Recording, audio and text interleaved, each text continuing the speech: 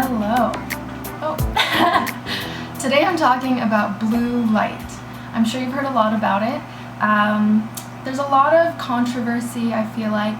You see headlines like, blue light has a dark side. Well, it's not that bad for you.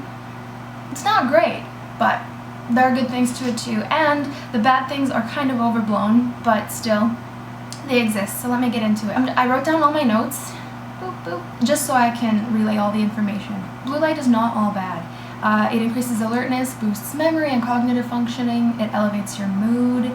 Light therapy for seasonal affective disorders, so we all need help with the SADs.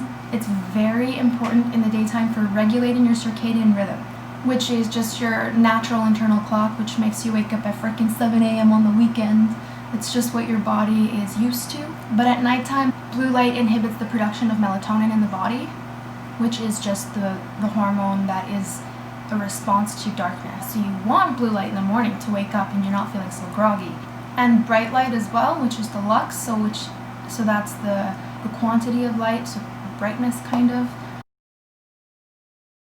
So what happens when your circadian rhythm is disrupted? It can take years off your life, not to be dramatic, but in extreme cases. Melatonin, of course, helps you sleep. When that is suppressed, we don't get the melatonin at night with our screens, and that means we have a harder time falling asleep. Obviously, disrupted sleep equals stress, equals cortisol, and weight gain. Vicious cycle. Increases impulsivity, and a lot more. So, sorry to shift workers. And those who travel a lot. Jet lag is also bad for your circadian rhythm. It's been studied more in mice, though. I can link the studies if you're more interested, but I figured I'll keep this not too technical. You might get bored.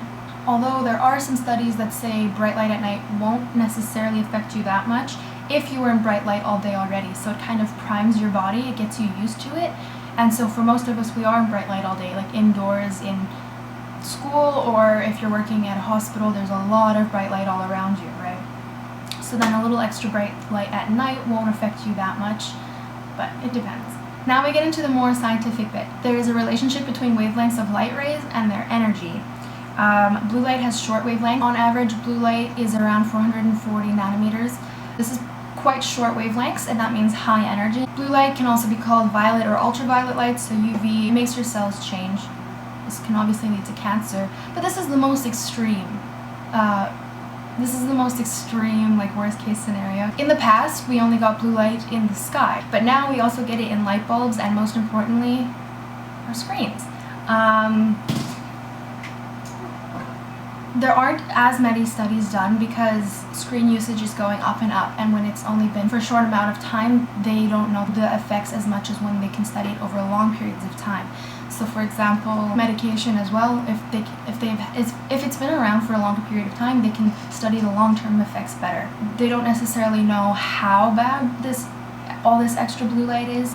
Evolutionarily speaking, we only got blue light up until sunset.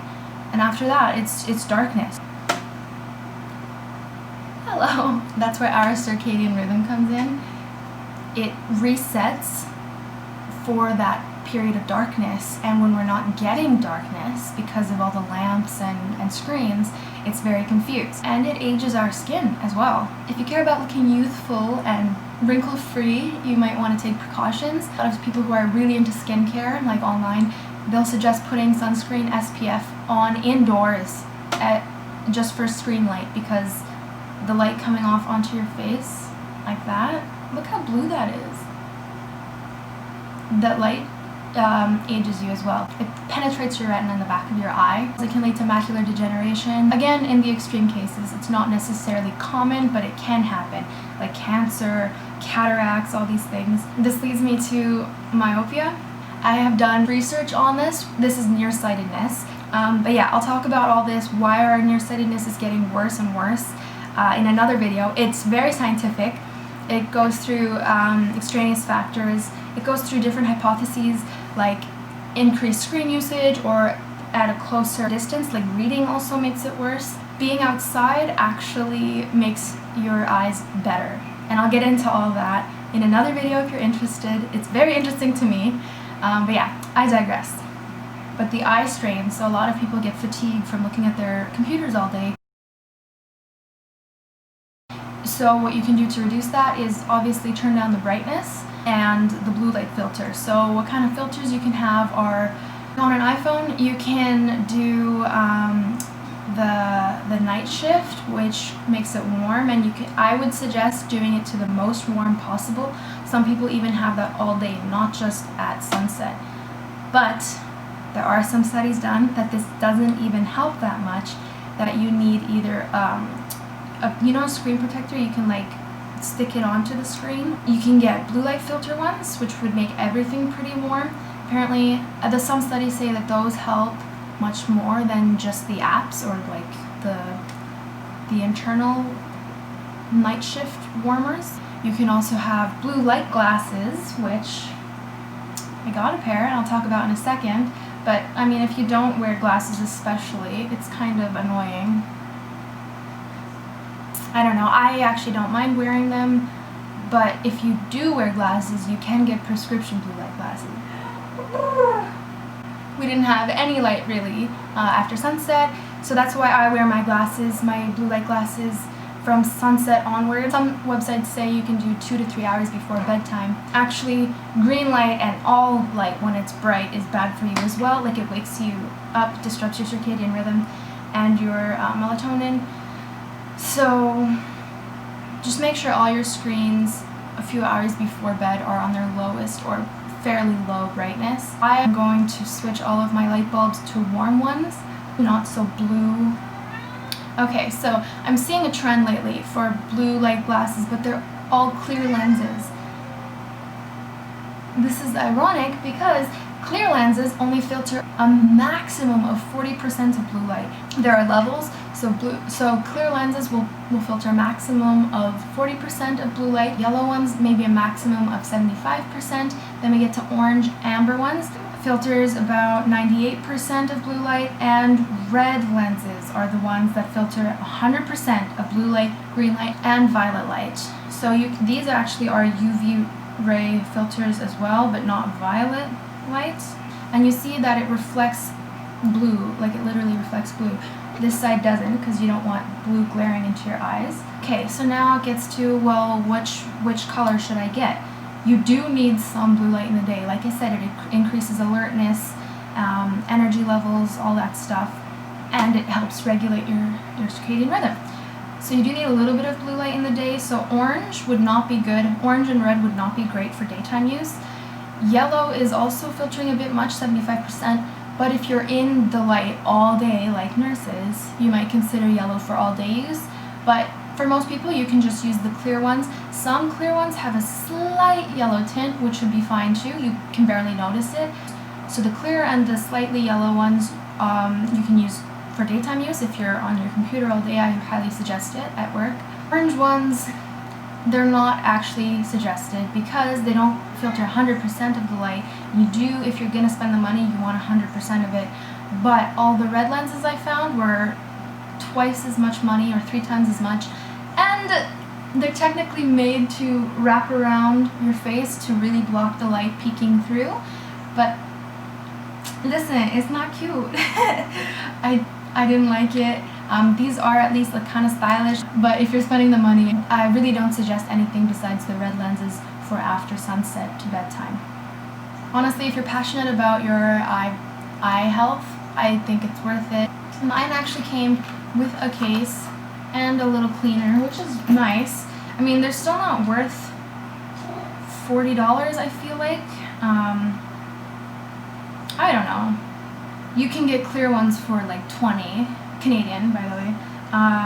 Amazon, if you don't want to support Amazon, then you can look other places, but everywhere else online is significantly more expensive. I found a really great red pair for $86, which is the cheapest I've found for red because they're the most intense ones. It's not bad, honestly. Look, this is just what I see all day when I wear it. Blue light is known to be cold and isolating. Warmth, look, that's like a sun. It's like a day at the beach. It's a hug. It's warmth and happiness. So I don't know. I don't mind wearing them at all. Looks-wise, I'm just at home all the time, so I don't have anyone seeing me. And I don't mind wearing glasses. And I don't mind seeing things in a different color. You get used to it really quick, honestly. But if you don't want to wear glasses, you don't want to put a filter on your screens, just do the 20-20-20 rule.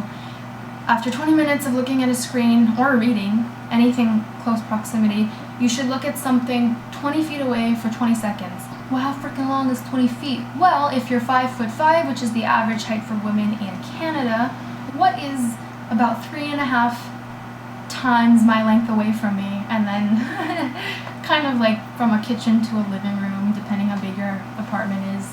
Look at something that far away from you for 20 seconds. Dark mode helps, absolutely. So you see how this is dark in the back instead of white? You can change that feature. Highly suggested. It's way easier on your eyes. And when we're looking at screens, we blink less often, which means your eyes are less lubricated, and that's quite bad for your eyes, so make sure you're keeping up your blinking. The best measures are the preventative ones. A lot of people who wear these blue light glasses, they feel less fatigue and eye strain after wearing them. I'm not gonna lie to you, I don't, but for the people that do, I'm not saying they don't feel it. I'm saying it could be placebo. But placebo is extremely, extremely powerful. Our minds can pretty much trick us into anything. It's just like doctors used to actually prescribe placebo pills for aches and pains, and you truly think it is medicine, you take it and your headache goes away because you think it's gonna go away. I'm not saying this is it's science, it's literally science.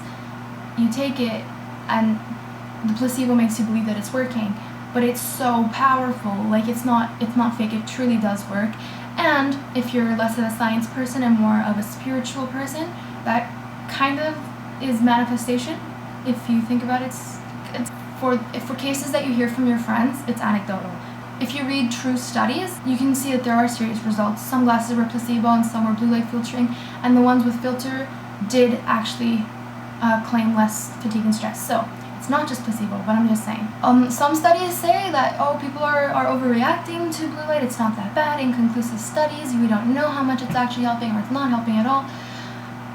Well, it is in a lot of studies, but even if it is placebo, that's fine because it works. And if you're not feeling the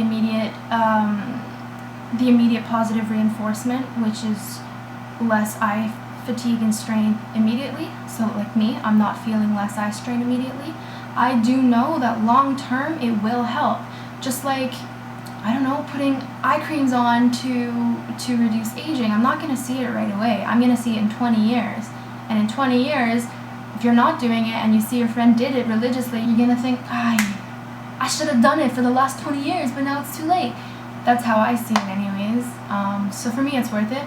And I am on screens a lot, so I definitely care a lot about my eye health, and I will do anything to help it.